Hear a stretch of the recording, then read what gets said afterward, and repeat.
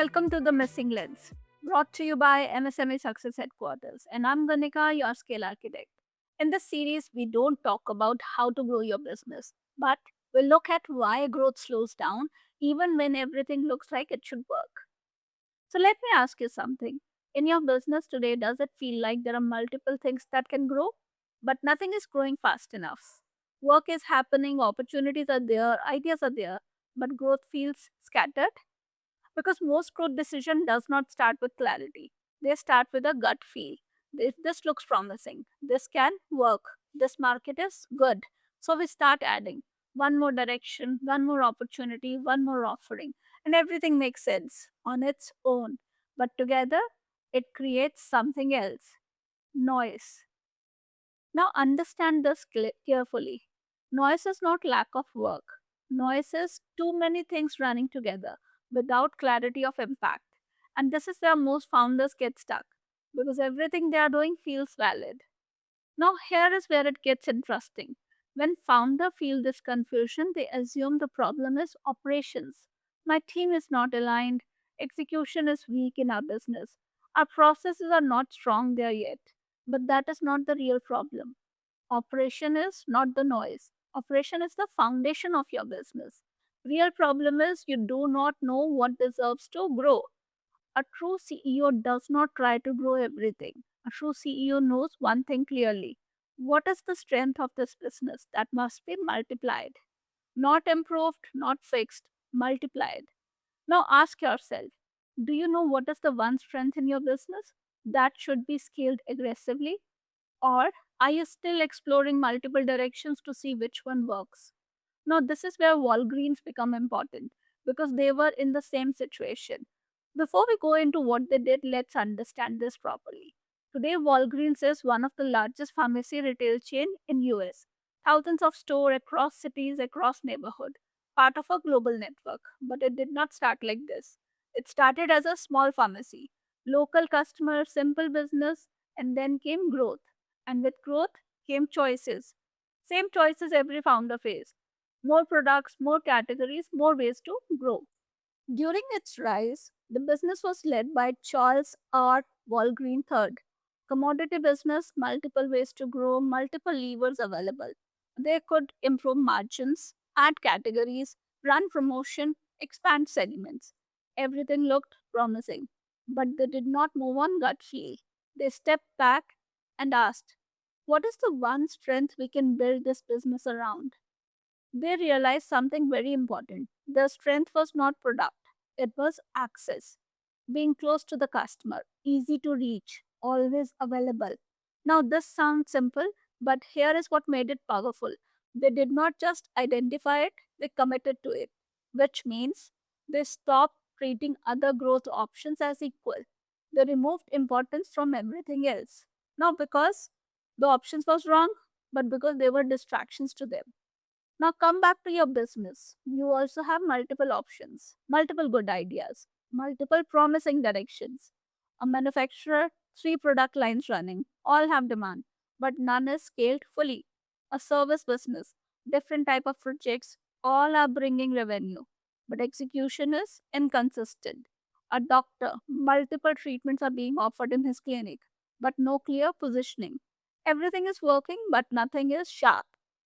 And here is the question, are they all equal?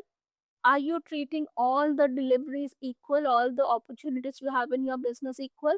Because the moment you treat everything equally, your business loses direction. Your best opportunity does not get enough energy. Your team stays divided and you stay involved in everything. That is not growth, that is dilution.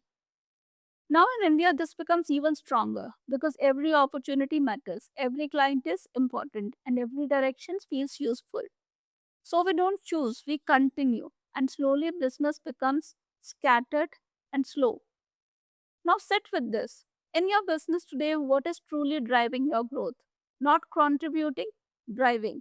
And now ask, is most of your time aligned to that or spread across everything else? Now, here is something even more important. Even when founders try to identify their strength, they often get it wrong because what looks like strength is not always strength. There are three traps. First one is revenue trap. Many time founders assume this is bringing revenue, so this must be my strength. But revenue is not always strength. Some revenue come because of effort, because of relationship, because of follow up, or because of your involvement, the founder's involvement. That is not strength, that is dependence. The second type is comfort trap. Sometimes founder think we have been doing this for years, so this is our strength. But familiarity is not strength. It is just comfort, and comfort doesn't scale. Next one I call it team trap. Sometimes the belief is my team is strong in this area, so we should grow this. But team capability is not always business strength because if this strength depends on specific people, it will not multiply. So, what is the real strength? Real strength is something that works consistently without needing constant adjustment. Something that your business can repeat with clarity. Something that becomes stronger as you grow. Now, pause here. In your business, what fits this definition? Now, this is exactly what Walgreens identified. They did not pick something that works sometime, they picked something they could become stronger with scale. Access, convenience, presence, and they built everything around it. Now come back to your business. If your current growth need more effort every time, that is not strength. If your current growth becomes easier as you expand, that is strength. Now let's go one level deeper into Walgreens because what they did was not just about choosing convenience. It was about how seriously they committed to it.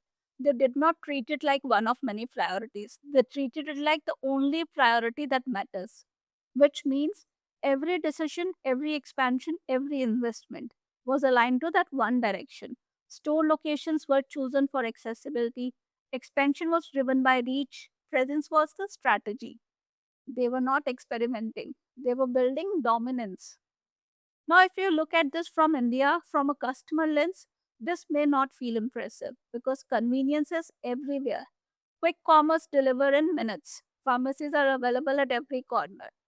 But do not look at this as a customer. Look at this as a business owner. Think about what it actually takes to deliver that level of convenience, the kind of capital required, the kind of location strategy required, the kind of operational discipline required. This is not random growth. This is deliberate, long term bet. And that is where the real lesson is. Walgreens did not grow based on what was working today. They built based on what would make them dominant over the next few years. Now, bring this back to your business. The first step is identifying what is your strength that can actually be multiplied. The second step is the most founder stop. Are you willing to put a real bet on that strength?